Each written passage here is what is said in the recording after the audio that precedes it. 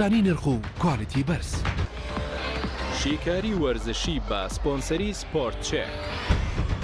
سەردان مامکەن و بە چاوی خۆتان ببینن.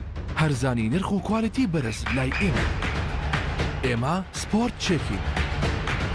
ئەزانی سپۆرت چێک کوێیە؟ گەورەترین سەنتەری وەرزشیە لە کوردستان و عێراق. تەنها لە سپۆرت چێکە نرخی جوملە و زۆر کات لە خوار جوملەش پێشکەش بە کڕیارە ئازیزەکان دەکەین و کەمترین خێر وەردەکرین، ئەمەش بۆ خزمەتی ئێوە.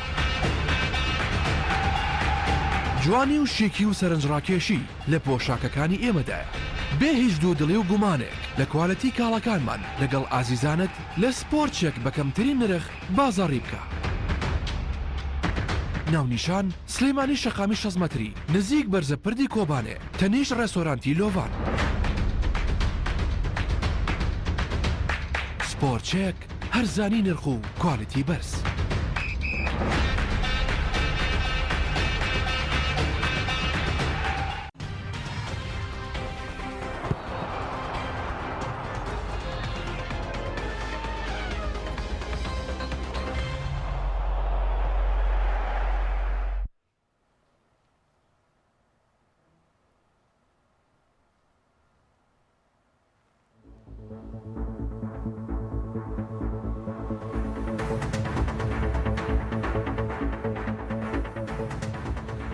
بەناوی خوای گەورە و میرەبان، ئازیزانم سڵاوتان لێبێت. لا ڕۆژێکی نوێ لە شیکارێکی وەرزشی نوێ دەبمەوە میوان لای ئێوەی بەڕێز و خۆشەویست. ئەمڕۆ ڕۆژێکی تایبەتمەندە، ئەمڕۆ یاری لوتکەکان لە پرێمەر لیگ ئەنجام دەدرێت. هەر ئەمڕۆ کاژمێر 3.5 بۆی هەیە خولی نایابی کوردستان لە کاژمێر 5.5 یەکلا بێتەوە پاڵەوان بە دیار بکەوێ. ئەمڕۆ کۆمەڵە یاری گرنگ لە سەراسی کوردستان و ئەوروپا و جیهان بەڕێوە دەچن. ئەمڕۆ ڕۆژێکی تایبەتی وەرزشە لە مانگی ڕەمەزانی پیرۆزدا کە جارێکی تر خوای گەورە ڕۆژ و تاعات و عیبادەتی هەموو لایەکمان قبوڵ بکواتە. ئەمڕۆ ڕۆژێکی ناوازەی و هیواداریشم هەمووان بە ناوازەی ئەم ڕۆژە تایبەتە بەڕێ بکەین کە لەگەڵ بەربانکردنەوەی ئێوارەشمان یاریکی گرنگ و لوتکە ئەنجام درێت لە پرێمەر لیگەی ڕوبەڕووبوونەوەی مانچستەر سیتی و لێڤەرپوڵە. من ئەمڕۆ تەرخان دەکەم بۆ ڕوبەڕووبوونەوەی مانچستەر سیتی و لێڤەرپوڵ. کۆمەڵێک داتا و زانیاریێرەوە کۆمەڵێک سەرنجدان پێ دەڵێم و لە نێویشیاندا هەوڵ دەدەین شیکاریە بکەین بۆ ئامادەکاریکردنی تیپەکان، نەک بۆ پێشبینیکردنی ئەنجام یارەکە. شیکاری چەکەین بۆ ئامادەکردنی ئامادەی تیپەکان بۆ یاری ئەمڕۆ کە خۆتان دەزانن جگە لەوەی کە ڕوبەڕووبوونەوەی ئەمڕۆ گرنگی لە لوتکەی پریمەر لیگە لەوەی کە کامیانە دەبێتە یەکەمی پریمەر لیگ.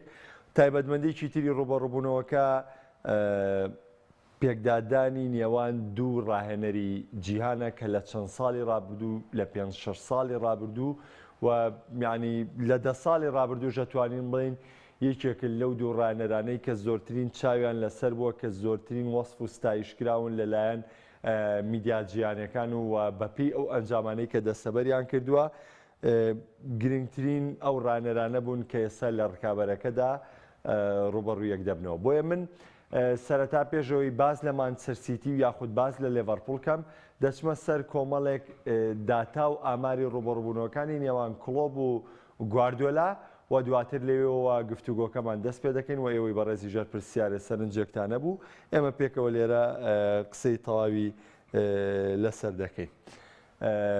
دەچمە گرافیکی یەکەم گەر هاوکارانم لەگەڵم ئامادە بن بۆی کە گرافیکی یەکەمم تایبەت بە ڕوبەڕووبوونەوەکانی گواردیۆلا لە کۆی گشتی یعنی سەرەتا باسم لەوە کردوتم دوو ڕاهێنەری تایبەتمەند ڕوبەڕوویەک دەبنەوە، دوو ڕاهێنەری ناوازە ڕوبەڕوویەک دەبنەوە.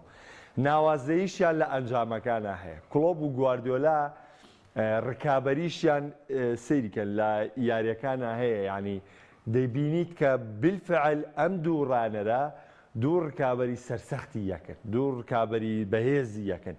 بەڵام دوایی بەراوردکاریەکتان پێڵێمەوە لەسەرەوەی کێ چۆن کاری کردووە و کێ چۆن کاری نەکردووە. کڵۆب و گواردیۆلا لە مێژووی بواری ڕاهێنانیانە 22 جار ڕوبەڕووی یەک بوونەتەوانێ. لە نۆ یاریە پێپ گواردیۆلا براوە بووە، لە نۆ یاریە یۆرگن کڵۆب براوە بووە، لە 4 یاریشدا هەردوو تیپەکە یەکسا بوون کەواتە بە هەموو پێوەرەکان لە کوی گشتی یارەکانیانە دوو باشترین ڕانەرەکە و دوانێکەوەک و باشترینی گیان ناویان دێنرێت لە هەموو بارودۆخەکاندا یەکسانن. دەچمە گرافیکی دواتر کە لێوە تایبەتمەندیەکانتان بۆ دەردەخەم. با ئێمە پێوەرێ دانین ڕاستە کلۆب و گواردیۆلا دوو ڕانەری ناودارن دوو کەسایەتی بەهێزن دوو ڕانەری خاوەن فەلسەفە و یاریکردن و شێوازی خۆیانن کامە خۆی لە خۆیدا شیاوی ستایشکردنە بۆیان. بەڵام گواردیۆلا لەگەڵ چێ کاری کردووە؟ گواردیۆلا لەگەڵ یانەی باری مونیخ و مانچستەر سیتی ڕوبەڕووی کلۆب بۆتەوە. گواردیۆلا ڕاهێنەرێکی زۆر لە یاتوو بەتوانایە لە سەپاندنی شێوازی یاریکردنی خۆی بەسەر تیپە.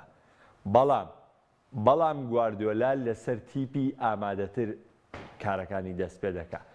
گواردیۆلا لەگەڵ باری مونیخ ڕوبەڕووی کلۆب بۆتەوانێ لە کاتێکدا باری مونیخ کە چۆتە سەر باری مونیخ ساڵی پێش ئەوە باری مونیخ لەگەڵ یۆپانگ سا نازناوی سیانی بردبووانێ.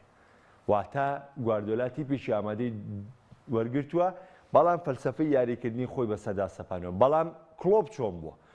کلۆب لە ماینز کە دەستی پێکردووە بە وێرانەیی دواتر تیپێکی بۆ ڕێخستووە دواتر هاتوۆتە دۆرتمۆند بە وێرانەیی دواتر تیپەکەی گەیاندە لووتکە و بۆنسلیگای بۆ بردەوانێ و یعنی کارکردنی کلۆب جیاواز بۆ. کلۆب لەسەر تیپی ئامادە کاری نەکردووە لەسەر تیپی ڕووخاو کاری کردووە و بیریشتانە چێ خۆشتان دەزانن لێڤەرپۆڵ پاژەوەی کە ساڵی 2015 بۆ 2016 پاژەوەی 8 هەفتە تیپەکان جامەکانی وەکو پێویست نەبوو. کلۆب لەو کاتەدا بێکار بوو وازی لێکاری دۆرتمۆند لە ڕانراتی دۆرتمۆند نابوو. لێڤەرپۆڵ پانایان بۆ یۆرگن کلۆب برد. یۆرگن کلۆب پیشتوانی لە ماوەی 2-3 ساڵە ئەو تیپە ناشیاوەی لێڤەرپۆڵ بکاتە تیپێکی شیاو کە بەم جۆرە ڕکابەری بکات. کەوابێ ئەم بەراوردکاریە هەیە لە نێوان ڕوبەڕووبوونەکانی گواردیۆلا و کلۆبان نابێت لە یادیکەن. گواردیۆلا لەگەڵ تیپی ئامادەترا ڕوبەڕووی کلۆب بۆ تەوانێ. کلۆب لەگەڵ تیپی نائامادەترا ڕوبەڕووی گواردیۆلا بۆ تەوانێ کە لەگەڵ ئەوەی هەردوو لاش جێدەستی خوان بە تیپەکانیانەوە دیار بوو. دەچمەوە سەر ڕوبەڕووبوونەوەکان. لە خولی ئەڵمانی 4 یاری ڕوبەڕووی یەک بوونەوە. کلۆب کە ڕانەری بروسیا دۆرتمۆند بۆ، گواردیۆلا کە ڕانەری مانچستەر سیتی بووە کە ڕانەری باری مونیخ بووە. کلۆب یاریەکی بردۆتەوانێ، گواردیۆلا 3 یاری بردۆتەوە. لە جامی ئەڵمانیا 2 یاریان پێکەوە ئەنجام داوە. هەر یانەیەکیان هەر ڕانەرێکیان لە یاریەکدا براوە بووە. لە کاسی سوپەری ئەڵمانیا کە یاری نازناو بووە، خۆی ئەم حاڵەتە زۆر گرنگە.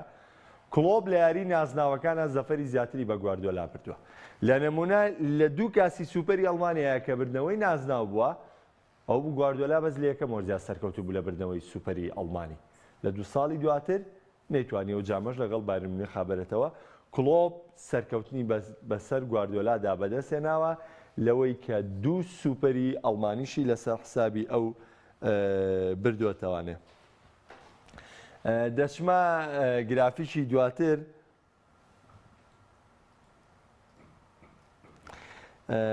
وەڵامێ جوابێکی ئەو کۆمنتە بەمەوانێ پێشەوە کاکە بڕیار و کاک مەسووری ژەڵێ کاک محەممە و سیری یارێکە ئەکەی یانانە خۆی وەڵاهی نان و سیرکردنی یارەکەش مەجبورین تێکەڵە بێلەبەری نابێت لە یادی بکەین. ئەوە شتێکە و دواتر ئەمە سەر کۆمنتەکانی تریش درێژە بە ڕکابەری کلۆب و گواردیۆلا دەدەم. لە چامپیۆنز لیگا 2 یاری بەرامبەر یەک وەستاو نەتەوانێ. لە هەر 2 یارەکەیە کلۆب سەرکەوتنی بەسەر گواردیۆلادا تۆمار کرد کەوە چامپیۆنز لیگێکی تایبەت بوو بۆی کە سەرەتای سەرکەوتنەکانی کلۆب و سەرەتای تیپە ئامادەکەی کلۆپی دەرخست لەو دویاری چامپیۆنز لیگ کە لە گواردیۆلای بردووە. لە پرێمەر لیگدا لەوەتی کە هەردوو ڕانەر پێکەوە کار دەکەن لە پرێمەر لیگا بە کۆی گشتی ڕوبەڕووبوونەوەکانیان ئێمە بیرمان نەچێ گواردیۆلا 7 مانگ دوای کلۆب هاتە نێو کاری ڕانانی مانچستەر سیتی لە ئینگلتەرا کە پێشتریش پلگرینی لەو ساڵی کە کلۆب بۆ نیوەرزەکە بڵێن ڕانەراتی لێڤەرپۆڵی وەرگرت پلگرینی توانی بووی نازناوی مانچستەر سیتی بۆ نازناوی پرێمەر لیگ بۆ مانچستەر سیتی بەرێتەوە. لە پرێمەر لیگ 11 یاری ڕوبەڕووی یەک بوونەتەوانێ. کلۆب خاوەنی 3 سەرکەوتنە، گواردیۆلا خاوەنی 4 بردنەوەی و 4 یەکسانیشیان هەیە. واتە بردنەوەکانیشیان لێک نزیکن. من ئەلێرە سەرنجتان ڕادەکێشم دواتر بۆ شتێکی سەرنجڕاکێش لە ڕکابەری نێوان گواردیۆلا و کلۆپ لە ڕکابەری نێوان مانچستەر سیتی و لیڤەرپوڵ کە ناڵێم ئەپدەیتم کردوتەوە بۆی کە وابێ بەڵام پێم وایە سەردەمی کلاسیکۆ زێڕینەکانیش ڕیال مەدرید و بەرشلۆنە بەم شێوەیە ڕکابەر نەبوو بێتن لە ماوەی 3 ساڵانی خاڵەکانیان هێندە لێک نزیک بێ ناڵێم ینی بە دوواداچوونم بۆ کردو ڕێک بزە بە دوابێ بەڵام ئەمە پێشبینی و تەوەقوعی خۆمە هەست ناکەم ئەو ڕکابەریەی کە لە نێوان مانچستەر سیتی و لیڤەرپوڵدا هەیە لەم 3 ساڵی دواییدا لە سەردەمی زێڕینی کلاسیکۆکانی ڕیال مەدرید و بەرشلۆنەشدا ئەو ڕکابەریە هەبوو بێت لە ماوەی 3 وەرزە گرافیکی دواتر کە تایبەتمەند دەبێ بەوە ئەمەوێ باس لەوە بکەم ساڵی 2018 بۆ 2019 ساڵی 2018 بۆ 2019 ئۆتۆماتیکی مانچستەر سیتی بووە پاڵەوانی پرێمەر لیگ و ساڵی 2019 بۆ 2020 لیڤەرپوڵ بۆ پاڵەوانی پرێمەر لیگ 2020 بۆ 2021 جارێکی دیکە مانچستەر سیتی بۆ پاڵەوانی پرێمەر لیگ گەر گرافیکی دواترم منێ کە لەسەر ئەو خاڵانەیە کە دەستەبەر کراون و لە ئێستادا ڕکابەری نێوان مانچستەر سیتی و لیڤەرپوڵ گەیشتۆتە ئاستی لووتکە بۆی کە نازناوی پرێمەر لیگ لە نێوان کامیان لایەکلا بێتەوە دیقەت بدەن ئامارەکان لە وەرزی 2018 بۆ 2019 لەوێەوە تا ئێرە کە ماوەی 3 ساڵ وا دەبێت بە 4 وەرز ئەمە چوارەم وەرز دەکات مانچستەر سیتی 2 نازناویانی بردوتەوانێ و لە ئێستاشدا پێشەنگی گرتووە بە جیاوازی خاڵێک لیڤەرپوڵ تەنها نازناوێکی دەسەبەر کردووە لە کۆی 144 یاری لە پرێمەر لیگ کە تاوەکو ئێستا لەو بەروارەوە ئەنجامیان داوە کە وەرزی 2018 بۆ 2019 پێپ گواردیۆلا توانیوێتی 338 خاڵ بۆ مانچستەر سیتی دەسەبەر بکە لەگەڵ 2 نازناوی پرێمەر لیگە 2 نازناوی پرێمەر لیگە یۆرگن کلۆپ 337 خاڵی بۆ لیڤەرپوڵ دەسەبەر کردو بە خاڵێکی وەرزەشەوە کە لە دوایە کامە لە کۆی گشتی خاڵەکانی وەرزەکانی ڕابردوو خاڵ تا ینی هەردوو لا یەکسانن کە مانچستەر سیتی 2 نازناوی پێ بردوم تەنها نازناویشی دەسەبەر کرد ینی سەیری ئەم ڕکابەریە توندە بکەن 337 خاڵی دەسەبەر کردەوە واتە جیاوازیان تەنها ئەو خاڵەیە کە پێش ڕوبەڕبوونەوەی شەو خاڵەکە جیاوازیانە لە نێوانیانە یعنی ڕکابەری مانچستەر سیتی و لیڤەرپوڵ هێندە ڕکابەریی لووتکەیە ڕکابەری نێوان کلۆپ و گواردیۆلایەندە ڕکابەرێکی لووتکەیە ئەمە ئامارەکانی ئەم دوو تیپەیە لە وەرزی 2018 بۆ 2019 کە لە کۆی 144 یاری ڕێژەی خاڵەکانیان تەنها یەک خاڵی فەرقە لە 144 یاری یەک خاڵی فەرقە لە بەرامبەرە گواردیۆلا توانیوێتی بەم ڕێژە خاڵە 2 نازناو بێنێ و ئێستادا پێشەنگیشی گرتووە بۆ نازناوی سێم بەڵام کلۆپ یەک نازناوی بردووە لە ئێستادا پلەی دووەمە و هەوڵ دەدات بۆی کە نازناوی دووەم بۆ یانەی لیڤەرپوڵ بەدەست بێنێت گرافیکی دواتر گەر بچینە سەری هەر تایبەتە بە هەردوو یانەی مانچستەر سیتی و لیڤەرپوڵ بە تایبەتیش گواردیۆلا و مانچستەر سیتی کە من ئەلێرەوانێ شیکارێکی ورتر بۆ کلۆپ و گواردیۆلا دەکەین و دواتر باسی گشتی لا یارەکە دەکەین خەرجی و داهاتی لیڤەرپوڵ و مانچستەر سیتی لەگەڵ کلۆپ و گواردیۆلادا کە بیرمان نەچێ کلۆپ تقریباً بۆ ماوەی 6-7 مانگ پێش گواردیۆلا پۆستی ڕانەرایەتی لیڤەرپوڵی وەرگرتووە گواردیۆلا دواتر وەریگرتووە کلۆپ کە ڕانەرایەتی لیڤەرپوڵی وەرگرتووە لیڤەرپوڵ لە پلەی حوتە مۆشتەما بوو بەڵام گواردیۆلا لە پەڵاوانبوونی ئینگلتەرا وەریگرتووە بەڵام بایەمە باس بین باس لە خەرجی و داهاتەکان بکەین بە کۆی گشتی لە ماوەی کارکردنی کلۆپ بۆ یانەی لیڤەرپوڵ هەتاوەکو ئەم بەروارەی ئەم مێرکاتۆی زستانەی کە ڕۆی لە زستانی 2022 یۆرگن کلۆپ بەکوی ئەو یاریزانانەی کە هێناوێت تیپەکەوانێ و بەکوی ئەو یاریزانانەی کە دەستبەرداریان بووە خەرجی دارایی نیە و لیڤەرپوڵ خەرجی کارگێڕی لیڤەرپوڵ خەرجی سەرپەرشتیارانی لیڤەرپوڵ تەنها بڕی 75 ملیۆن و پۆینت 300,000 ملیۆن پاوەند بووە 75 ملیۆن کە تێیدا نازناوی پرێمەر لیگ دەستەبەر کراوە دوای 30 ساڵ کە تێیدا نازناوی چامپیۆنز لیگ دەستەبەر کراوە یاریشی کۆتایی چامپیۆنز لیگ دەستەبەر کراوە ڕکابەری جامەکان کراوە واتە لیڤەرپوڵ بەم پارەیە ئەمەی ئەنجام داوە کە ئەمە تەواوی خەرجەکانی بۆ لە کاتێکا لێڤەرپوڵ هەمووتان دەزان لەو گرێبەستانەی کە کلۆب ئەنجامی داوە کۆمەڵێک یاریزانی زۆر باش شێناوە لەوانە محەممەد سەلاح و ئەلیسۆن و ڤاندایک و نابی چیتا و دیۆگۆ جۆتا و دوامینیان لویس دیاسواتە کۆمەڵی گرێبەستی ناوازەی ئەنجامداوە من دواتر باسیێوانە دەکەم.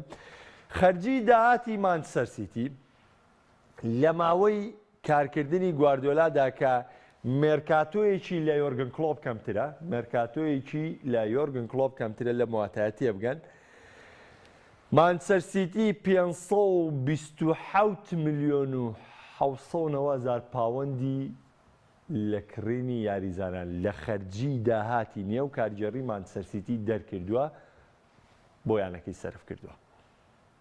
یعنی جیاوازیەکی زۆر لە نێوان خەرجیەکانی گواردیۆلا و خەرجەکانی کلۆب هەیە لە بەرامبەردا نازناوێکی زیاتری پرێمەرلیگ بۆ گواردیۆلایە بەڵام ئەوەی کە بۆ کلۆب گرنگەوەیە کە لێڤەرپۆڵی دوای چەند ساڵێک دابڕان بە نازناوی پرێمەرلیگ گەیانەوە کە خۆی لە خۆی داوە دەستکەوتێکی گەورە بوو و جارێکی دیکەش نازناوی چامپیۆنز لیگی بۆ ئەو یانەیە دەستەبەر کردەوە. گرانترین گرێبەستی مانچستەر سیتی کڕینی جاگرێلیشە بە 100 ملیۆن پاوەند.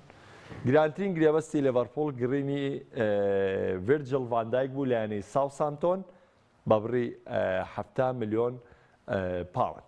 ئەمە گرافیکە تایبەتەکان بوو لەوەی کە باسم کرد لە نێوان کلۆب و لە نێوان گواردیۆلا.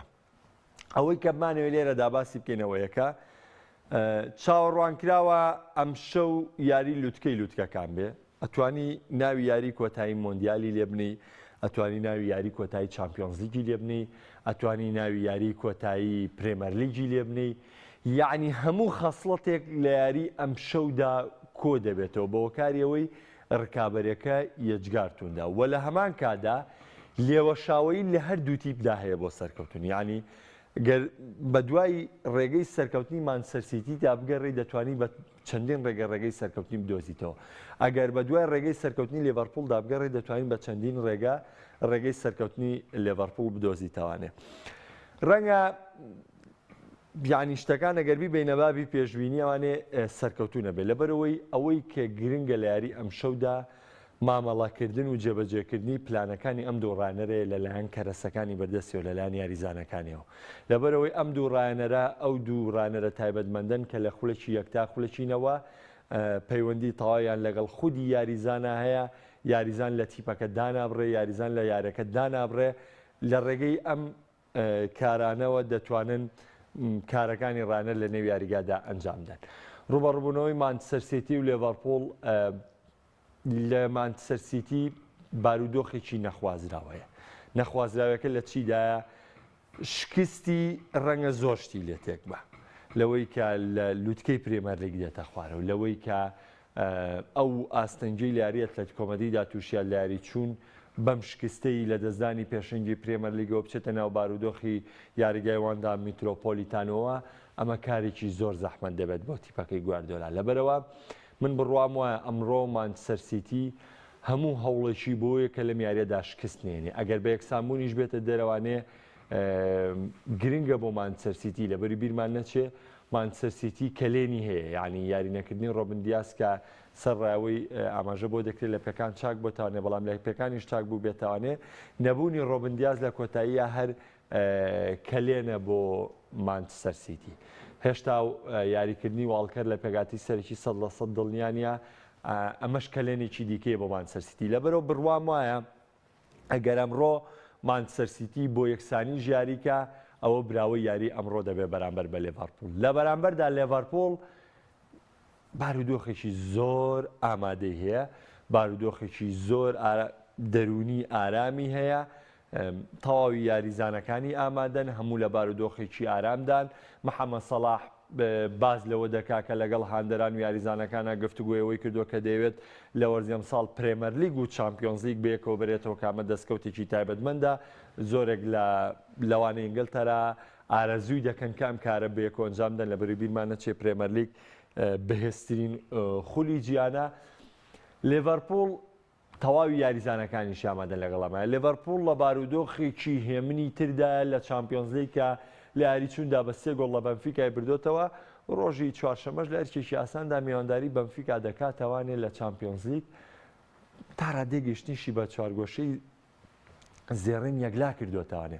کەوابێ لێڤەرپوڵ لە بارودۆخێکی هێمندا لێڤەرپوڵ پێویستی ئەو یاریانەی کە دوای یاری لوتکەی پرێمەر لیگ دەمێننەوەنێ کاری لێڤەرپوڵ زەحمەترە تا مانچستەر سیتی یارەکانی لێڤەرپوڵ زەحمەترە تا مانچستەر سیتی لەبەر ئەوە لێڤەرپوڵ ئەو یاریەی کە دەرفەتی دەدات بۆ گەڕانەوە ئەو یارەی کە دەبێت بگەڕێتەوە لوتکەی پرێمەر لیگە گەربیە نازدای پرێمەر لیگ بەرێ ئەم ڕوبەڕووبوونەوەی مانچستەر سیتیە کڵۆپ و یاریزانەکانی دەبێت هەموو کارێک بکەن بۆی لە یاری ئەمڕۆدا سەرکەوتن تۆمار بکەن چونکە لوتکەی پریمەر لیگ ئەگەر لێڤەرپوڵ نازناوی پرێمەر لیگی بوێ ئەمە یەکەم هەنگاو و جددیترین هەنگاوە بۆی کە بتوانن لوتکەی پریمەر لیگ بگرنە دەست دەچمە لای کۆمنتەکان ئەگەر پرسیارێ شتێک هاتبێت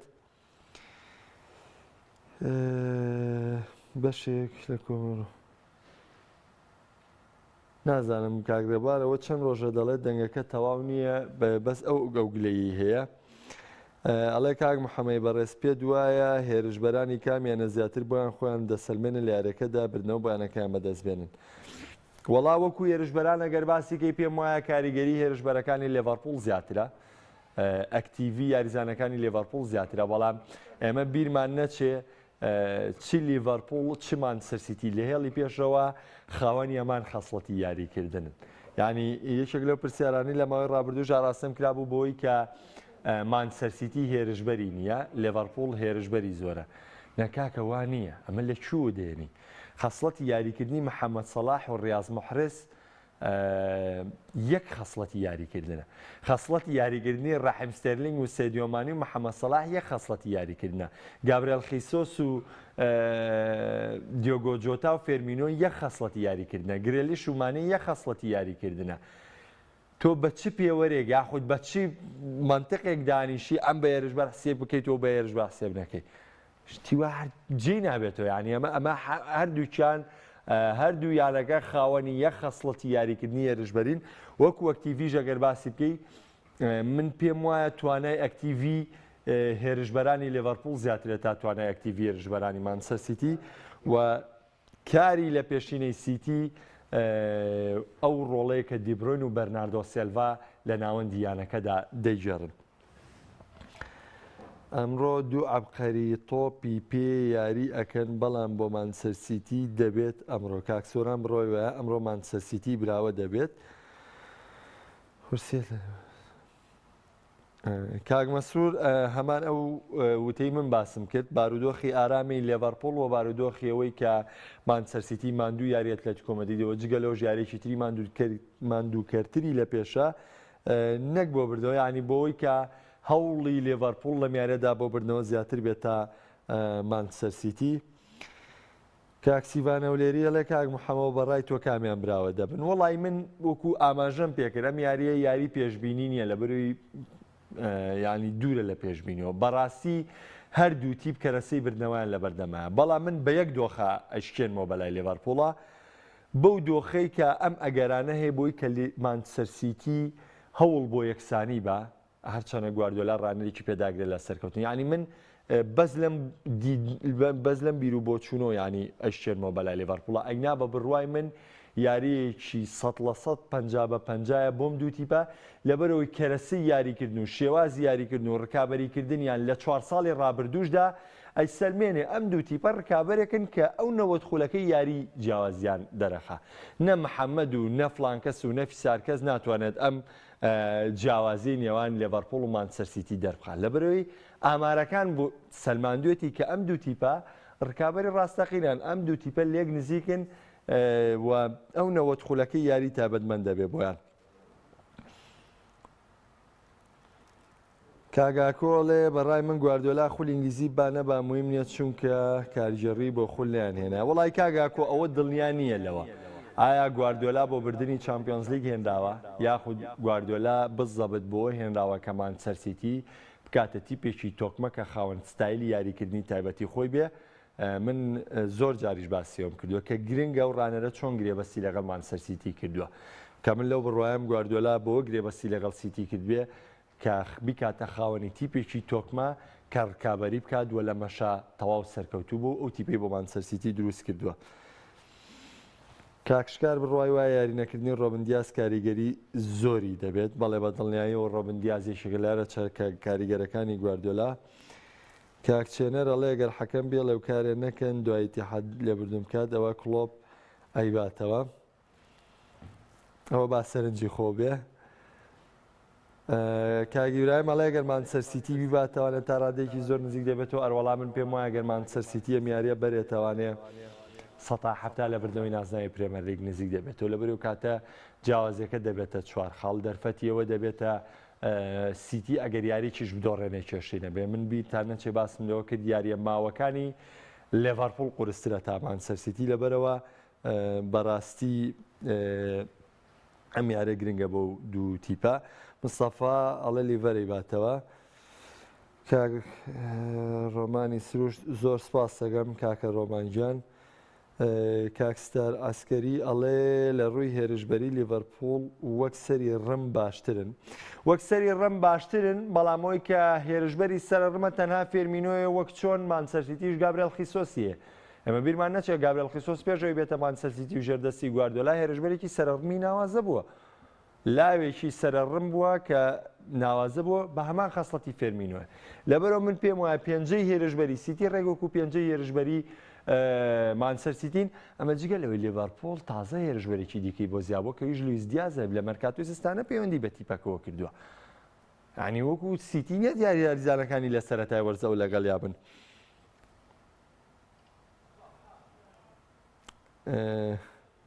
وەڵا کاکشکارجان هەر بێگەگەنەوانێ من لەو بڕواژدام لیڤەرپوڵ کار بۆ بکە کە هەموو نازناوەکان بەرێتەوە. کڵۆب پێش ڕۆشتنی لەبەرەوەی زۆرێک باز لەوە دەکەن کە جیرار دەبێتە جێگرەوەی کڵۆب لە ڕانەراتی لیڤەرپوڵدا هەوڵ بۆ هەموو نازناوەکە بدا. کاک مەسرور دەستە خۆش بێ. میلنەر و نابیکی تامیان یاریکەنەوە گووای لیڤەرپوڵ بە دیاریزانی یاری بکات. ئەمە بۆ چوونی کاک ڕەوانی سروشتە هێڵی ناوەڕاستی سیتی وەکارە بۆ سەرکەوتنی سیتی. من ئاماژەم بۆ کرد کاک پشتیوان وتم ڕۆڵی بەرناردۆ سێلڤا و کیڤن دی بڕۆین لە یاری ئەمڕۆدا زۆر گرنگ دەبێت. کاکچێنەر ئەڵێ ئەگەر داوای لێبوردنەکە یاری ئێڤەرتۆن نەبووایە سە شتێکی ترە بوو. بێگومان کاکچێنەر هاندەرانی مانچستەر سیتیش کۆڵی شتیان هەڵگرتووە لەبەرەوە ئێمە باس لە خەسڵەتەکانی باس لەو شتانە دەکەین کە لە نێو یاریدا بەدی بێت نەگەوەی دوای یاریەکان. کاگونەر دەفەرمێت ئارنۆڵ دیارە دەکای ئەمڕۆیان نا بەڵێ بە پێی هەموو پێوەرەکان ئەمڕۆ ئەلێکساندەر ئارنۆڵ بەشداری یارەکە دەکات لەبەرەوەی ئارنۆڵ ئامادەیە بینیشمان لە یاری بەنفیکایە ئاستێکی ناوازەی پێشکەش کرد. ئەمەی کە پێشکەشم کردن تایبەت بوو بە ڕوبەڕبوونەوەی مانچستەر سیتی و لیڤەرپوڵ و لە ئەنجامەکانی دوێنێ ڕیال مەدرید بردنەوەیکی گرنگیەنە بۆی کە زیاتر لە بردنەوەی نازناوی خولی لیگەی ئیسپانی نزیک بێتەوە و ئەنتەر میلان بردنەوەیکی گرنگی دەستەبەر کرد بۆی کە لە ڕکابەریکردنی لوتکەی خولی ئیتالی بەردەوام بێت. ڕکابەری گرنگ لە پرێمەر لیگا شکستی ئەرسیناڵ و بردنەوەی تۆتنهام بوو کە کۆنتیکارێکی کرد تۆتنهام هەنگاوێک لە گەشتن بە چامپیۆنز لیگی وەرزی داهات و نزیک بێتەوە و لە هەمان کاتدا ئەرسیناڵ هەنگاوێکی گەورە لە گەشتن بە چامپیۆنز لیگ دوور بکەوێتەوە و ئەوەشی کە گەورەترین دۆڕاوی دوێنێ بۆ لە یارەکاندا یانەی مانچستەر سیتی بۆ لە یانەی مانچستەر یونایتد بۆ لە بەرامبەر ئێڤەرتۆن کە بەم کاری مانچستەر یونایتد بە ڕێژەی لە 70 بۆ 75 گەشتنی بە چامپیۆنز لیگی وەرزی داهات و لێی بێیوا بوو و لە بەرامبەردا ئێڤەرتۆن هەنگاوێکی گرنگی هەڵگرت بۆمانەوە لە یاریەکانی